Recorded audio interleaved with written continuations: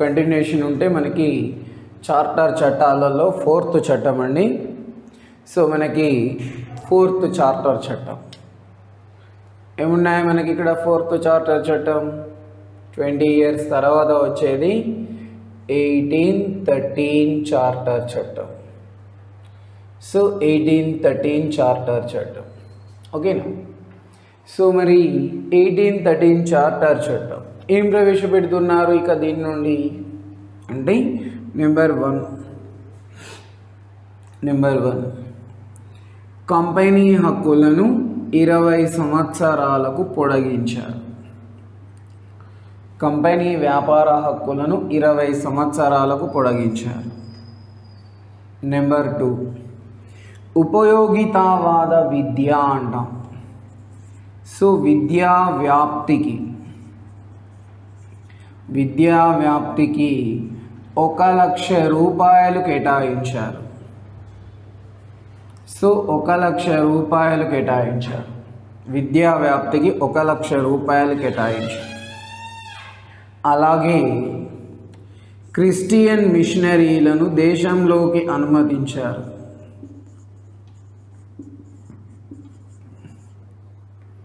So Christian మిషనరీలను దేశంలోకి అనుమతించారు. స్థానిక ప్రభుత్వాలకు పన్నులు విధించే అధికారం కల్పించారండి.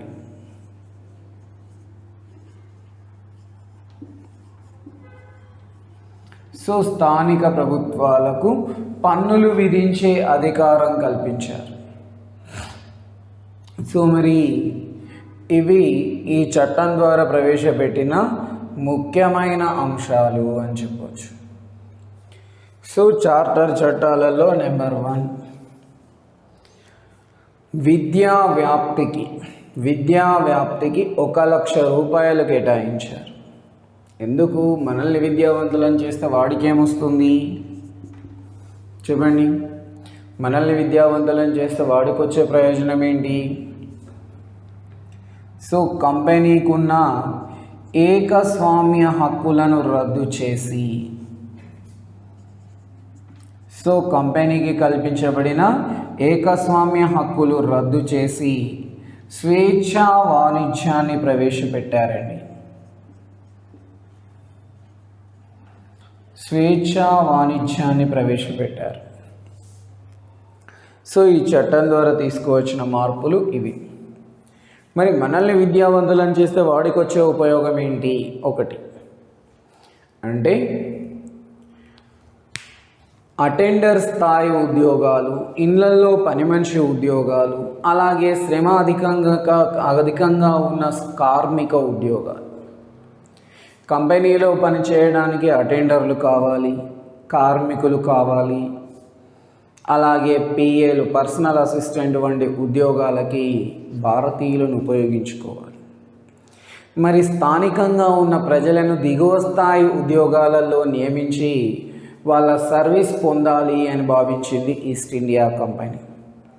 మరి ఆ దిగువ స్థాయి ఉద్యోగాలలో వారిని నియమించాలి అని అంటే ముందు ఇక్కడ భాషాపరమైన ఇబ్బందులు ఉన్నాయి. మరి ఆ భాషాపరమైన ఇబ్బందులను అధిగమించడానికి ఉపయోగితావాద విద్యను నేర్పాలి అని భావించారు. సో మరి ఆ ఉపయోగితావాద విద్య అంటే ఏంటి? వాడికి మనకు భాషాపరమైన ఇబ్బందులు ఉన్నాయి. మరి వాడికి మనకి భాషాపరమైన ఇబ్బందులు ఉన్నాయి కాబట్టి ఆ భాషాపరమైన ఇబ్బందులను అధిగమించడానికి ఇంగ్లీష్ భాషను భారతదేశంలో ప్రవేశపెట్టాలి అని నిర్ణయించారు. ఆంగ్ల విద్యా బోధన చేపట్టాలి అని భావించారు. మరి ఆంగ్ల విద్యా బోధనకు కాను 1,00,000 రూపాయలు ఖర్చు చేయాలని కూడా నిర్ణయించారు. ఆంగ్ల విద్యా వ్యాప్తి కోసం 1,00,000 రూపాయలు ఖర్చు చేయాలి అని నిర్ణయించారు. అలాగే మరి 1,00,000 రూపాయలు ఖర్చు పెట్టాలి అని చెప్పి భావించారు. కానీ వీళ్ళు వృత్తిరీత్యా వ్యాపారులు కాబట్టి 1,00,000 రూపాయలు ఖర్చు పెట్టాలి అని చెప్పి నిర్ణయించారు. కానీ ఖర్చు పెట్టడానికి ధైర్యం సరిపోవట్లేదు. అందుకే ఏం చేశారు? ఆంగ్ల విద్యా వ్యాప్తి కోసం భారతదేశంలో క్రిస్టియన్ మిషనరీలను అనుమతించారు.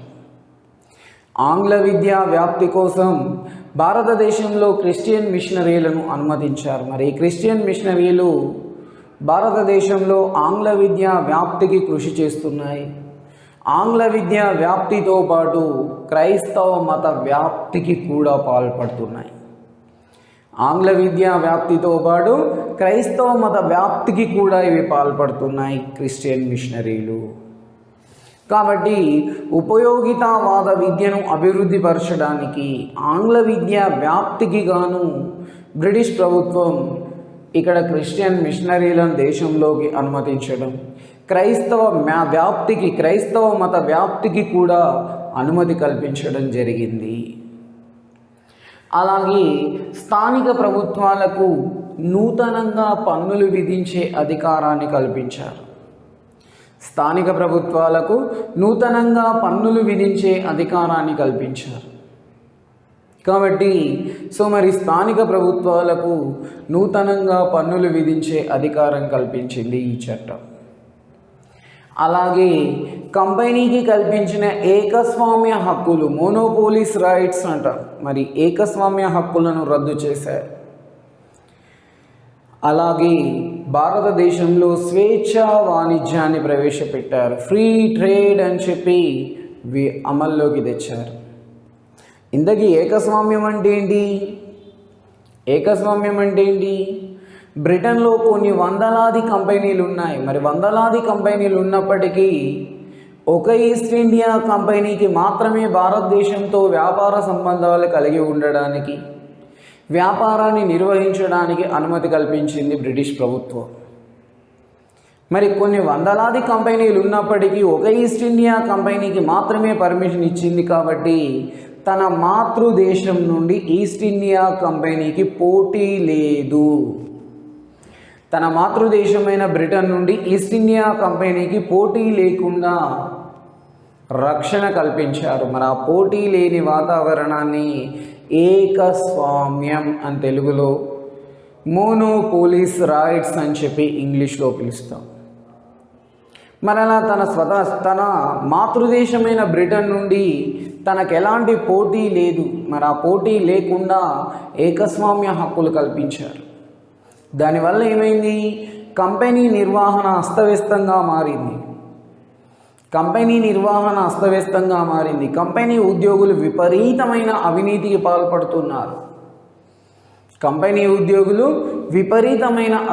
పాల్పడుతున్నారు. కాబట్టి కంపెనీ డైరెక్టర్లలో, కంపెనీ ఉద్యోగులలో ఒక జవాబుదారీతనం, అకౌంటబిలిటీ అనేది లేకుండా పోయింది. మరి అకౌంటబిలిటీ, జవాబుదారీతనం అనేది లేకుండా పోయింది. కాబట్టి కంపెనీ ఉద్యోగులలో, కంపెనీ డైరెక్టర్లలో ఒక బాధ్యతను నెలకొల్పాలి. మరి ఆ బాధ్యత అనేది భయంతో రావాలి అని చెప్పి భావించి ఏం చేశారు? ఏకస్వామ్య హక్కులను రద్దు చేసి స్వేచ్ఛా వాణిజ్యాన్ని ప్రకటించారు. స్వేచ్ఛా వాణిజ్యం అంటే ఏంటి? బ్రిటన్లో ఉన్న ఏ కంపెనీ అయినా భారతదేశంతో వ్యాపారాన్ని చేపట్టవచ్చు, భారతదేశంలో వ్యాపార కార్యక్రమాలు నిర్వహించవచ్చు అని చెప్పి పర్మిషన్ ఇచ్చారు. దీనివల్ల ఇన్ని రోజులు ఈస్ట్ ఇండియా కంపెనీకి తన మాతృదేశం నుండి ఎలాంటి పోటీ లేదు. బట్ ఇప్పటి నుండి తన మాతృదేశం నుండి విపరీతమైన పోటీని ఎదుర్కోవడానికి సిద్ధం అవ్వాల్సిన అవసరం ఏర్పడింది ఈస్ట్ ఇండియా కంపెనీకి. ఎందుకు? ఆ పోటీని తట్టుకొని నిలబడాలి అని అంటే సమర్థవంతమైన నిర్వహణ ఉండాలి, జవాబుదారీతనం ఉండాలి. మరి ఈ సమర్థవంతమైన నిర్వహణ, జవాబుదారీతనం అనేది ఈస్ట్ ఇండియా కంపెనీకి అవసరమైంది. మరి స్వేచ్ఛా వాణిజ్యం వల్ల ఏమైంది అంటే బ్రిటన్లో కొన్ని వందలాది కంపెనీలు భారతదేశానికి రావడం, భారతదేశంలో వ్యాపారాన్ని చేపట్టడం, వ్యాపార కార్యక్రమాలలో నిమగ్నం అవ్వడం ప్రారంభమైంది. దీనివల్ల భారతదేశంలో విపరీతమైన ఆర్థిక దోపిడీ అనేది జరిగింది. భారతదేశంలో విపరీతమైన ఆర్థికపరమైన దోపిడీకి తెరలేపారు బ్రిటిష్ పాలకులు. అందుకే కారల్ మార్క్స్ తన దాస్ క్యాపిటల్ అనే గ్రంథంలో ప్రస్తావిస్తాడు భారతదేశాన్ని. సో కారల్ మార్క్స్ అంటాడు, కాటన్ వస్త్రాలను ప్రపంచానికి పరిచయం చేసిన దేశం ఇండియా. మరి ఆ కాటన్ వస్త్రాలని ప్రపంచానికి పరిచయం చేసిన దేశం ఇండియా. అంత గొప్ప సంస్కృతి, అంత గొప్ప చేతి వృత్తి కళాకారులు కలిగిన ఆ దేశం ఈ ఫ్రీ ట్రేడ్ వల్ల, స్వేచ్ఛా వాణిజ్యం వల్ల బ్రిటన్కు చెందిన వ్యాపార కంపెనీలన్నీ కూడా భారతదేశం నలుమూలల విస్తరించి భారతదేశంలో తన వర్తక సామ్రాజ్యాన్ని విస్తరించుకున్నాయి. ఫలితంగా భారతదేశం విపరీతమైన ఆర్థిక దోపిడీకి గురవుతుంది. మరి ఆ ఆర్థిక దోపిడీ ఫలితంగానే కాటన్ వస్త్రాలను ప్రపంచానికి పరిచయం చేసిన ఇండియా అదే కాటన్ వస్త్రాలచే ముంచెత్తబడి ఊపిరి సలపక అవస్థ పాలవుతుంది, అవస్థలు పడుతుంది అంటాడు. సో కాటన్ వస్త్రాలను ప్రపంచానికి పరిచయం చేసిన ఇండియా సో బ్రిటిష్ పాలకుల నిర్ణయాల వల్ల, బ్రిటిష్ పాలకులు ప్రవేశపెట్టిన ఈ ఫ్రీ ట్రేడ్ వల్ల బ్రిటన్లో తయారైన వస్త్ర పరిశ్రమలో తయారైన కాటన్ వస్త్రాలు ఇండియాకు డంపు చేయబడ్డాయి. మరి ఇండియాకు డంపు చేయబడి తక్కువ ధరలలో ఎక్కువ ఉత్పత్తి సాధించిన కంపెనీలు భారతదేశంలో చౌక ధరలలో వస్త్రాలను అమ్మడం ప్రారంభించారు. ఫలితంగా సో ఈస్ట్ ఇండియా కంపెనీ అమ్మకాలు విపరీతమైన సేల్స్ అయ్యాయి. భారతదేశంలో చేనేత వృత్తి కళాకారులు తయారు చేసిన వస్త్రాల అమ్మకాలు తగ్గిపోయాయి. సో మరి ఆ చేనేత వస్త్ర పరిశ్రమకు కావాల్సిన కాటన్ లభించకుండా కంపెనీలు మూతబడ్డాయి. ఆ చేనేత వృత్తి కళాకారులు నిరుద్యోగులయ్యారు, ఆకలి చావులు చేస్తున్నారు. సో మరి ఆకలి చావులు చేస్తున్నారు అంటున్నాడు కారల్ మార్క్స్. సో మరి సప్త సింధు పరివాహక ప్రాంతం సిరి సంపదలతో తులతూగిన ప్రాంతం అది. మరి ఆ సప్త సింధు పరివాహక ప్రాంతం ఇక్కడ సిరి సంపదలతో తులతూగిన ప్రాంతం. మరి అలాంటి సప్త సింధు పరివాహక ప్రాంతం, అలాగే గంగా, బ్రహ్మపుత్ర, గోదావరి ప్రాంతాలన్నీ కూడా ఇవాళ ఎముకల గూళ్ళ వలె రైతులు ఆకలి చావులకు చస్తున్నారు, ఆకలికి అలమటిస్తూ ఆకలి చావులకు గురవుతున్నారు అంటాడు కారల్ మార్క్స్. అంతటి విపరీతమైన దోపిడీకి గురైంది ఇండియా. సో మరి ఇలాంటి నిర్ణయాలు తీసుకుంది ఈస్ట్ ఇండియా కంపెనీ. సో మరి ఈ చట్టం ద్వారా ప్రవేశపెట్టబడిన అంశాలు ఇవి. మనకి ఎగ్జామ్ పాయింట్ ఆఫ్ వ్యూలో ఈ చట్టం నుండి అడగబడుతున్న క్వశ్చన్స్ ఏంటివి అని అంటే, క్రిస్టియన్ మిషనరీలకు రిలేటెడ్గా వాడు మనల్ని అడుగుతున్న క్వశ్చన్ ఏంటి, భారతదేశాన్ని సందర్శించిన తొలి క్రైస్తవుడు ఎవరు అంటున్నారు. భారతదేశాన్ని సందర్శించిన తొలి క్రైస్తవుడు, తొలి క్రైస్తవ మతబోధకుడు సెయింట్ థామస్. ఎవరడా? Saint Thomas.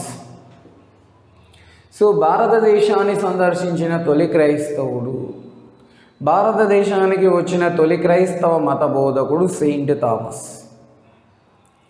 సో ఈయన యొక్క సమాధి కేరళలో ఉంది. సో కాబట్టి కేరళలో ఉన్న ఈ సెయింట్ థామస్ చర్చ్ భారతదేశంలో రెండవ అతిపెద్ద చర్చ్. మరి మొదటి అతిపెద్ద church Medak church. Medak church ఇది ఆసియా ఖండంలోనే అతిపెద్దది. సో ఇక రెండవ చర్చ్ సెయింట్ థామస్ చర్చ్ కేరళలో. ఇక రెండో వ్యక్తి రెండో ఫాదర్ ఎవరు? Saint Xavier. Saint Xavier. So భారతదేశాన్ని సందర్శించిన తొలి క్రైస్తవుడు సెయింట్ థామస్ అయితే రెండో వ్యక్తి సెయింట్ జేవియర్. ఓకే. సో మరి ఈ చట్టానికి రిలేటెడ్గా వాళ్ళు మనల్ని అడుగుతున్న క్వశ్చన్స్ ఇవి.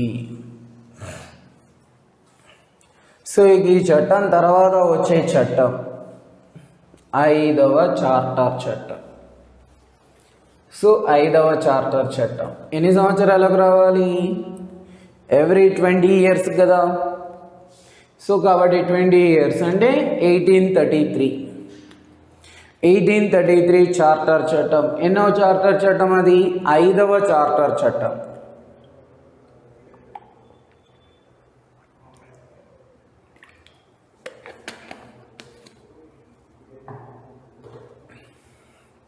సో మరి 5వ చార్టర్ చట్టం 1833 చార్టర్ చట్టం.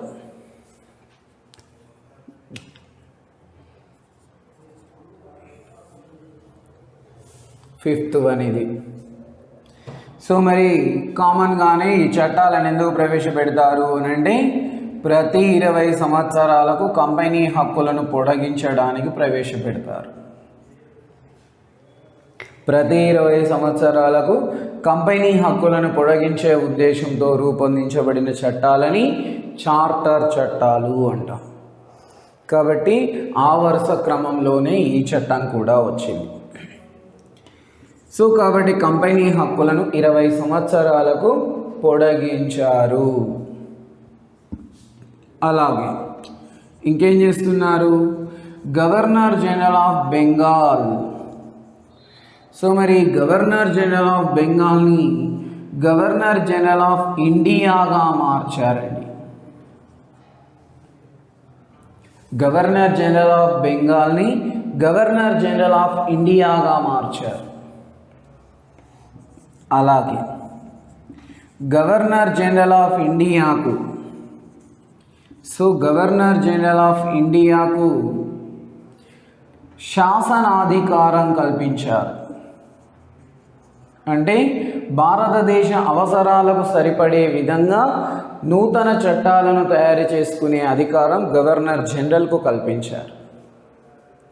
సో కాబట్టి గవర్నర్ జనరల్ ఆఫ్ ఇండియాకు శాసనాధికారం లెజిస్లేటివ్ పవర్స్ కల్పించబడ్డాయి. సో మరి లెజిస్లేటివ్ పవర్స్ గవర్నర్ జనరల్కు కల్పించారు కాబట్టి గవర్నర్ జనరల్ సలహా మండలి ఒకటి ఉంటుంది. మన గవర్నర్ జనరల్ సలహా మండలిని మనం ఏమని పిలుస్తాం? ఎగ్జిక్యూటివ్ కౌన్సిల్ అని పిలుస్తాం, కార్యనిర్వాహక మండలి అని పిలుస్తాం. సో మరి ఎగ్జిక్యూటివ్ కౌన్సిల్, సలహా మండలి లేదా కార్యనిర్వాహక మండలి, ఇందులో శాసన సలహాదారుడు అనే సభ్యుని నియమించారండి. లా మెంబర్ అంటారు ఇంగ్లీష్లో.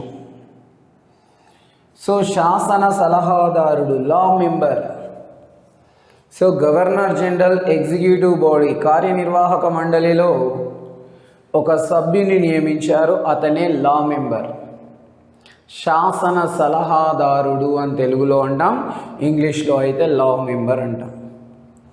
మరి ఈ శాసన సలహాదారుడు అనే సభ్యుని నియమించారు కాబట్టి ఈయన ఎలాంటి చట్టాలను తయారు చేయాలి అనే అంశాలపై సలహాలు సూచనలు చేస్తూ ఉంటారు. ఎవరికి? గవర్నర్ జనరల్కి. సో మరి దేశంలో తొలి లా కమిషన్ను ఏర్పాటు చేశారండి. సో దేశంలో తొలి లా కమిషన్ను ఏర్పాటు చేశారు. లా మెంబర్ చైర్మన్గా లా కమిషన్ను ఏర్పాటు చేశారు. అలాగే ఇంకేం చేస్తున్నారు? బానిస వ్యవస్థను రద్దు చేశారండి. సో బానిస వ్యవస్థను రద్దు చేశారు. సివిల్ సర్వీసుల్లోకి భారతీయులను అనుమతించారు.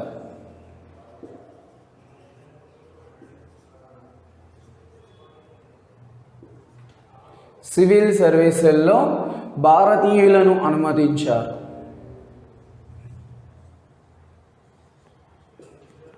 సివిల్ సర్వీసుల్లోకి భారతీయులను అనుమతించడం జరిగింది.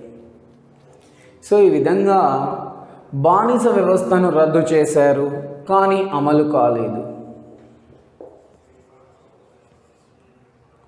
సివిల్ సర్వీసుల్లోకి భారతీయులను అనుమతించారు, కానీ అమలు పరచలేదు. సో అమలుపరచలేదు. సో ఈ రెండు అంశాలు కూడా చేశారు, కానీ అమల్లోకి తేలేదు. ఎందుకంటే కంపెనీ డైరెక్టర్లలో ఒక వ్యక్తి ఎలిన్ బరో. కంపెనీ డైరెక్టర్లలో ఒక వ్యక్తి ఎలిన్ బరో అనే వ్యక్తి ఈ 2 అంశాలను తిరస్కరించడం జరిగింది. కాబట్టి 2 అంశాల విషయంలో ఆయన వ్యతిరేకించడంతో ఈ రెండింటిని కూడా అమలు చేయకుండా ఆపివేయటం జరిగింది. సో మరి గవర్నర్ జనరల్ ఆఫ్ బెంగాల్ని గవర్నర్ జనరల్ ఆఫ్ ఇండియాగా మార్చారు. గవర్నర్ జనరల్కు చట్టాలు రూపొందించే అధికారాన్ని కల్పించారు. గవర్నర్ జనరల్ కార్యనిర్వాహక మండలిలో ఒక లా మెంబర్, శాసన సలహాదారుడు అనే సభ్యుడిని కొత్తగా నియమించారు.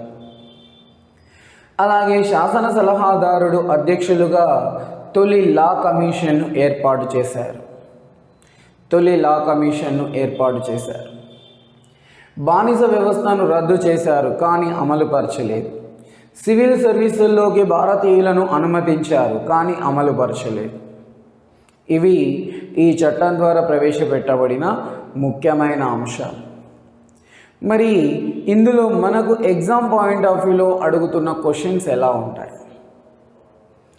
మనల్ని ఎగ్జామ్ పాయింట్ ఆఫ్ వ్యూలో అడుగుతున్న క్వశ్చన్స్ ఎలా ఉంటాయి?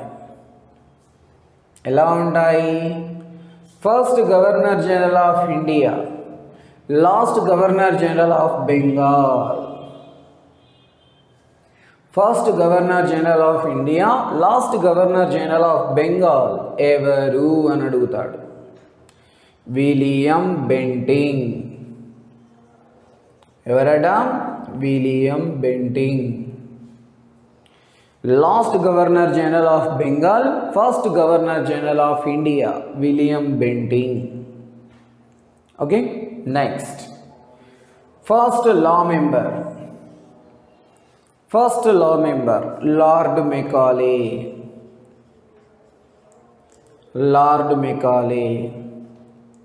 First law member lord Macaulay. So మరి ఈ లా మెంబరే కదా లా కమిషన్కు చైర్మన్గా పనిచేశారు. కాబట్టి ఫస్ట్ లా కమిషన్ చైర్మన్గా కూడా లార్డ్ మెకాలేనే పనిచేశారు. సో ఫస్ట్ లా కమిషన్ చైర్మన్గా కూడా లార్డ్ మెకాలేనే పనిచేశారని. ఫస్ట్ లా కమిషన్ చైర్మన్గా లార్డ్ మెకాలేనే పనిచేశారు. ఇవి ఈ చట్టాన్ని బేస్ చేసుకొని వాళ్ళు మనల్ని అడుగుతున్న క్వశ్చన్లలో ఒకటి. ఇక ఇంకొకటి, ఇక్కడ లా మెంబర్గా ఉన్న ఈ పదవిని as per the constitution according to 76 article attorney general of ఇండియాగా ఏర్పాటు చేశారు. ఇక్కడ లా మెంబర్గా ఏర్పాటు చేయబడిన ఈ పదవి రాజ్యాంగంలో అటార్నీ జనరల్ ఆఫ్ ఇండియా అనే పదవిగా మార్చబడింది. కాబట్టి అటార్నీ జనరల్ ఆఫ్ ఇండియా అనే పదవిని ఎప్పుడు ఏర్పాటు చేశారు అని అడుగుతున్నాడు. అటార్నీ జనరల్ ఆఫ్ ఇండియా అనే పదవిని ఎప్పుడు ఏర్పాటు చేశారు? మరి అటార్నీ జనరల్ ఆఫ్ ఇండియా అనే పదవిని 1833లో ఫస్ట్ టైం ఏర్పాటు చేశారు. లా మెంబర్ అనే హోదాలో శాసన సలహాదారుడు అనే పదవిగా ఏర్పాటు చేశారు. ఇక్కడ గవర్నర్ జనరల్ ఆఫ్ ఇండియా అని పిలువబడుతున్న ఈ పదవి భారత రాష్ట్రపతిగా మార్చబడింది. ఇక్కడ లా మెంబర్గా పిలువబడుతున్న ఈ పదవి అటార్నీ జనరల్ ఆఫ్ ఇండియాగా మార్చబడింది. ఓకేనా? భారత రాజ్యాంగం ప్రకారం ఇక్కడ గవర్నర్ జనరల్ ఆఫ్ ఇండియా అని పిలువబడుతున్న ఈ పదవి స్వాతంత్రానంతరం భారత రాజ్యాంగం ప్రకారం రాష్ట్రపతి, ది ప్రెసిడెంట్ ఆఫ్ ఇండియా అనే పదవిగా మార్చబడింది. ఇక్కడ లా మెంబర్గా ఏర్పాటు చేసిన ఈ పదవి ఇక్కడ ఎలా మార్చబడింది?